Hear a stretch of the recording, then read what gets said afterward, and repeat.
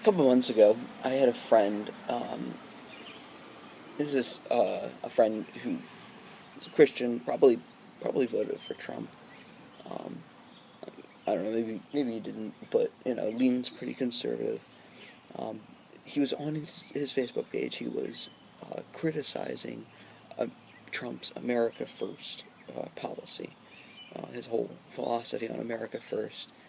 Um, and listen, I'm not against criticizing Trump. I'm not. Uh, I've been meaning to put together a video on all of my thoughts on Trump. Um, just one of those things that just keeps getting pushed to the back burner. But I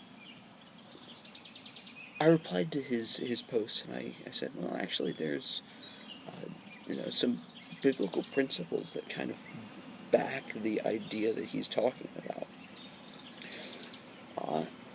And then some guy, a friend of my friend, replied to my comment. He was like, "Nah, brah, nah." It frustrates me so much. Um, Not only am I not, a woman's undergarment, I'll suppress that joke that's, bubbling up inside of me. Um, but also, uh, you know, I spent lots of time and money studying the Bible, and then some guy out of nowhere, who, to the best of my knowledge, hasn't done any deep and serious study of the Bible, uh, comes to me and tells me how things are. I, you know, I'm open to listening to other points of view, but just doesn't that irk you when people do that, when people who don't know what they're talking about come at you like they do? Um, but yeah, so is uh, is this philosophy biblical? Well, first off, I think it is natural on an individual level. For God made it natural for you to take care of yourself. They're just biological and psychological mechanisms. Like, if you're drowning, um, your body is going to fight involuntarily for you to get air. You feed yourself, you get hungry, you feed yourself. All these different things that biologically and psychologically God designed and wired you to take care of yourself, and that's not wrong. That's okay. But the Bible also says um, not to look out for yourselves only, but also for others also. There are different versions of that verse. I can't think of the reference off the top of my head, but you can Google it. Um,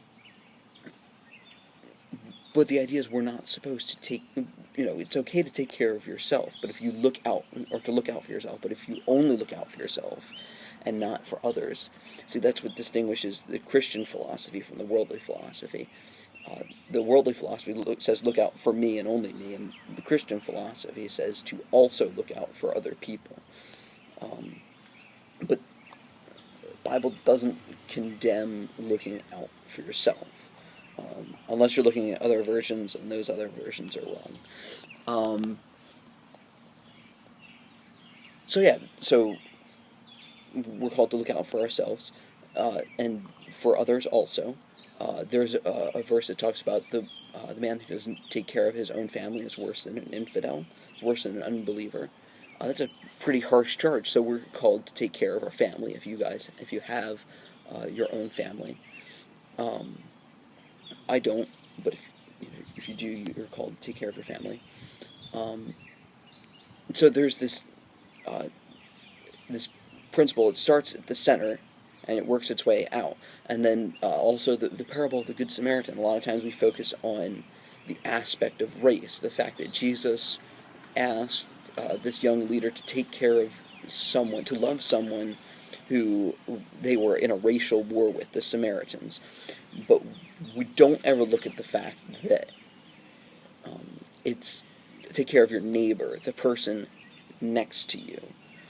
Okay, uh, the the Samaritan came up to the traveler on the road, This is the person next to him. He didn't, this wasn't some far-off person in a far-off place. So you take care of the people that are closest to you first. So it starts with yourself. You got to take care of yourself so that you can live, and so that you can take care of others. And then the first people you take care of is your immediate family, and then your extended family, and then the people that you meet on the street, the people that you meet in your day-to-day lives. I won't pretend that I'm perfect with this principle, but it's a principle that's there. So, I guess the next logical step is extending it to the nation. You take care of your nation first before you go taking care of other nations.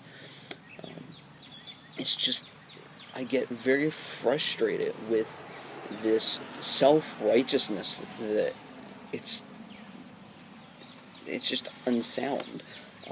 Even if Bill Gates himself were to take his entire net worth and split it among the rest of the world, the rest of the poor, it might give everyone $20.